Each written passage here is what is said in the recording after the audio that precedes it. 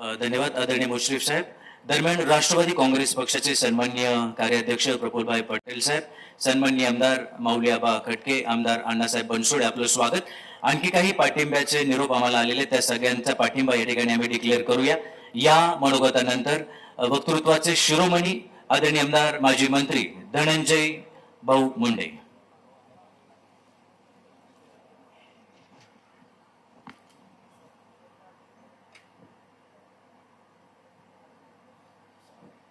सर्वप्रथम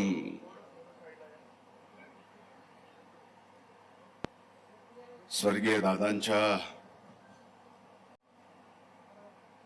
स्मृतीस नतमस्तक होतो. त्यांना भावपूर्ण आदरांजली व्यक्त करतो.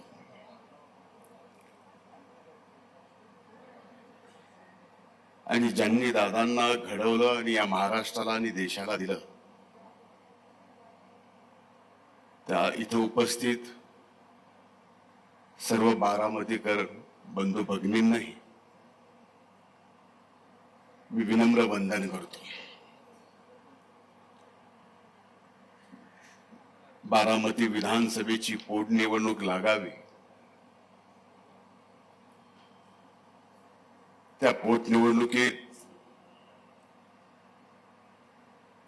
आदरणीय वहिनींनी महायुतीचे उमेदवार म्हणून उभं राहावं, अर्ज भरण्यासाठी दादा नसताना आम्ही सर्वांनी यावं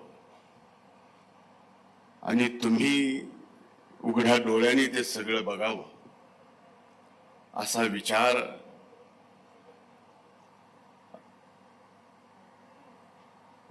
जीवनात कधी येणं नाही, स्वप्नातही येणं नाही. जे घडायचं नव्हतं ते घडलंय, म्हणून आज ती वेळ आली आहे. आज आदरणीय वहिनींचा या पोटनिवडणुकीत आपण उमेदवारी अर्ज दाखल करतोय. व्यासपीठावर उपस्थित आदरणीय तटकरे साहेब, आदरणीय प्रफुल्लभाई, सर्व आदरणीय मंत्री, राष्ट्रवादी काँग्रेस मित्र पक्षाचे आणि ज्यांनी पाठिंबा दिला अशा सर्व संघटनेचे सन्माननीय नेते आणि इथं उपस्थित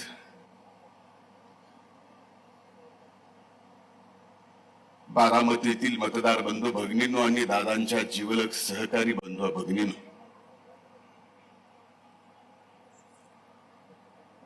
दादांच्या अकाली जाण्यानं या बारामतीच्या मातीचं नुकसान तर झालंच आहे, न भरून येणारं नुकसान.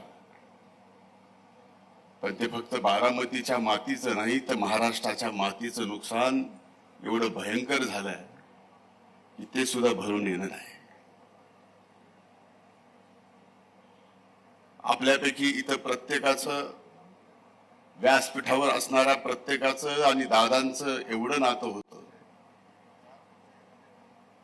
की इथं उपस्थित असणारा आणि महाराष्ट्रात आज हे पाहणारा प्रत्येकाला वाटलं की आपला आधार आता पूर्णपणाने गेलाय. आणि खरंच दादांच्या जाण्याने इतके दिवस झाल्यानंतर सुद्धा क्षणाक्षणाला दादांची जाणीव होणं, दादांची उणीव भासणं ही माझ्यासारख्याला होती. आपण तर बारामतीतल्या परिवारावर, वहिनींवर, पार्थवर, जयवर यांच्यावर काय ओढावलंय हे एकीकडं, आणि दुसरीकडे ह्या पोटनिवडणुकीला सामोरं जावं लागतंय. तर खऱ्या अर्थानं माझ्या अगोदर अनेक जणांनी म्हणले की ही निवडणूक सर्वच पक्षांनी आदरणीय वहिनी साहेबांना बिनविरोध निवडून द्यावं, आणि हीच खऱ्या अर्थानं या देशातील, या महाराष्ट्रातील प्रथा परंपरा आहे की अशा पद्धतीनं एका कर्तृत्वान नेत्याचं अकाली निधन झालं, त्या वेळेस सर्व पक्ष एकत्र येऊन त्या कुटुंबातल्या व्यक्तीला बिनविरोध निवडून दिलेलं हे अनेक उदाहरणं आहेत. मी खरं तर वहिनी साहेबांचे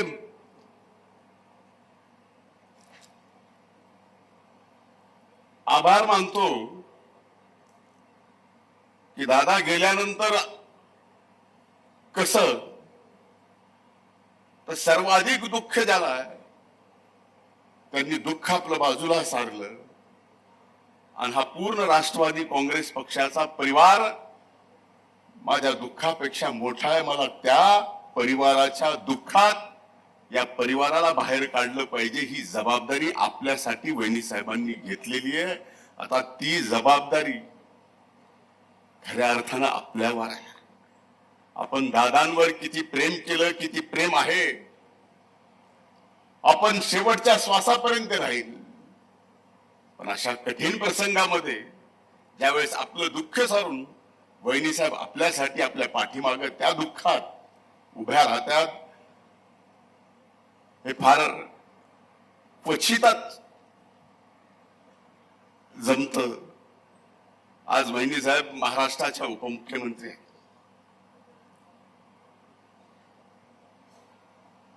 उभा महाराष्ट्र त्यांना पिंजून काढायचा. दादांची कमी भरून येणार नाही, पण दादांची उणीव भासू नये एवढं मात्र नक्कीच वहिनी साहेब आपल्या सर्वांसाठी करतील. हा माझ्यासारखा, मला मुलासारखं सांभाळणारा वहिनी असतील, दादा असतील, हा माझा विश्वास. आम्ही कोण, आमची काय ओळख, कुठल्या परिस्थितीत दादांनी आम्हाला जवळ घेतलं, त्यावेळेस जनमानसामध्ये आमच्याबद्दल काय चालत. सर्वात तरुण वयाचा वरिष्ठ सभागृहाचा विरोधी पक्ष नेते पदाची माझ्यासारख्याला जबाबदारी द्यावी. अनेक मान्यवर वरिष्ठ नेते ते पद भूषविण्यामध्ये चांगले लायक असताना ती जबाबदारी दिली आणि आज महाराष्ट्राला माझ्यासारख्याची ओळख झाली. ती माझी ओळख नाही, ही आदरणीय स्वर्गीय अजितदादा पवार साहेबांची ओळख आहे, ही धनंजय मुंडेची ओळख नाही आहे. आणि आपल्यापैकी अनेक जण जे इथे आहेत ते दादांच्या प्रेमापोटी आलेत. आपल्याला सुद्धा कुठं ना कुठं जीवनातील कुठल्या ना कुठल्या वेळेवर दादांनी आपल्याला साथ दिली, दादा आपल्या पाठीमागे उभा आहे. आज ती साथ तेच पाठी राखे म्हणून आपल्या सर्वांना वहिनी साहेबांच्या पाठीमागे निवडणुकीत उभं राहायचं. मला अनेक प्रसंग मला आठवतात, पण आज बोलणं ते उचित नाही. बारामतीमध्ये आल्यानंतर नाही तर महाराष्ट्रात कुठेही पक्षाचा असो पक्षविरहित असो, दादा नाही तर दादांच्या फक्त स्वर्गीय दादा खाली लिहिलेल्या फोटोच्या समोर उभं राहून भाषण करावं लागतं. हेच फार मोठं दुःख माझ्यासारख्या आपल्यालाही असं. प्रत्येकाच्या भावना ह्या आहेत, यातून बाहेर पडावं लागेल हे खरं आहे. स्वतःला मन सांगतंय की यातून बाहेर पडून सगळ्यांची सेवा आपल्याला करायची, हीच दादांनी शिकवण दिली आहे. त्या शिकवणीला आम्ही कमी पडणार नाहीत, आपण सगळेजण यातून प्रयत्न करतोय. आजही माझ्यासारखा एक कार्यकर्ता सर्व पक्षातील नेत्यांना या व्यासपीठावरून आज वहिनी साहेबांसाठी आपण सर्वांनी वहिनी साहेबांना बिनविरोध निवडून द्यावं, ही कळकळीची आणि विनम्रतेची विनंती सर्वच पक्षाला या ठिकाणी करतो. अनेक मान्यवरांनी ती केली आहे आणि मला खात्री आहे की महाराष्ट्राची ती परंपरा अशा अतिप्रसंगातून निर्माण झालेली, त्यात या परंपरेला कधीही तेढ जाणार नाही. आणि आपल्या वहिनी साहेब बिनविरोध येतील, मतदान करायची आपल्यावर वेळ येणार नाही, हीच प्रार्थना प्रभू वैद्यनाथाच्या चरणी या ठिकाणी करतो. पुन्हा एकदा दादांच्या चरणी नतमस्तक होतो. खूप खूप धन्यवाद. जय हिंद, जय महाराष्ट्र, जय राष्ट्रवादी. धन्यवाद भाऊ. ही निवडणूक आनंद